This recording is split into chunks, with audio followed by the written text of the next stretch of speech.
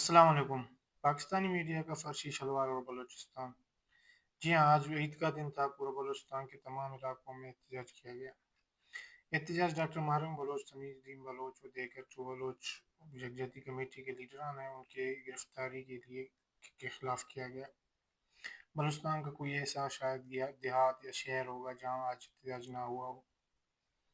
پورا بلوچستان آج سراپا احتجاج تھا۔ عید کا دن تھا، آپ کو پتہ ہے پورے دنیا میں لوگ خوشی مناتے ہیں، وہیں پہ پورا بلوچستان آج سراپا احتجاج تھا۔ دوسری جانب پاکستانی میڈیا پہ فرشی شلوار کا بھوت چڑھا ہوا تھا۔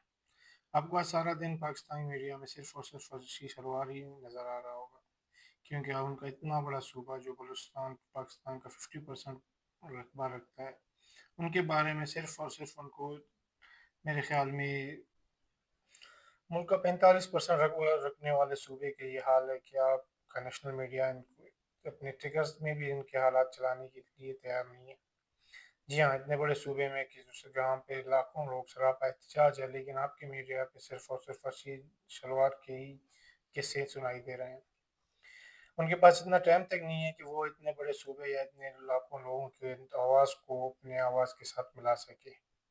اس سے زیادہ افسوس کی بات اور کیا کہہ سکتے ہیں کہ یہاں پہ جو صحافی ہے یا تجزیہ نگار ہے، ان سب کی اپنی اپنی دکان ہے، اور وہ دکان ایسے ہی چلتا ہے کہ آپ نے ان مظلوموں کی آواز دبانا ہے، آپ نے ان کے خلاف ہی بولنا ہے۔ آپ کو آج کہیں پہ بھی کسی بھی چینل پہ ان کے بارے میں یا بولتے ہوئے یا سنتے ہوئے آپ کو نظر نہیں آئے گا، کیونکہ ایک دستور بنا ہوا ہے کہ جو بولتا ہے اس کا سر کچل دے۔ یہ ہمیشہ دنیا کا ہی دستور ہے کہ صرف اور صرف طاقتور کوئی آپ نے دکھانا ہے۔